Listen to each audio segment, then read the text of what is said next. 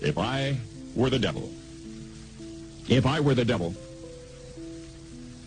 If I were the prince of darkness, I'd want to engulf the whole world in darkness, and I'd have a third of its real estate and 4/5 of its population, but I wouldn't be happy until I had seized the ripest apple on the tree. So I'd set about, however necessary, to take over the United States. I'd subvert the churches first. I'd begin with a campaign of whispers. With the wisdom of a serpent, I would whisper to you as I whispered to Eve, do as you please.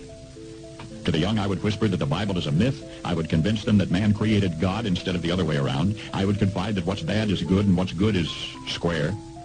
And the old, I would teach to pray after me, Our Father, which art in Washington.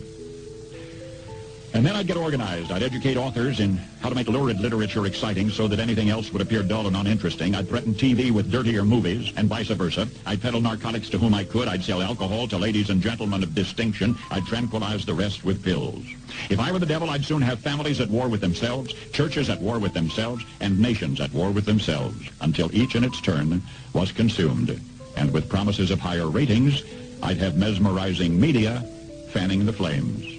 If I were the devil, I would encourage schools to refine young intellects, but neglect to discipline emotions. Just let those run wild. Until before you knew it, you'd have to have drug-sniffing dogs and metal detectors at every schoolhouse door. Within a decade, I'd have prisons overflowing. I'd have judges promoting pornography. Soon I could evict God from the courthouse, then from the schoolhouse, and then from the houses of Congress. And in his own churches, I would substitute psychology for religion and deify science. I would lure priests and pastors into misusing boys and girls and church money. If I were the devil, I'd make the symbol of Easter an egg and the symbol of Christmas a bottle. If I were the devil, I'd take from those who have and give to those who wanted until I had killed the incentive of the ambitious.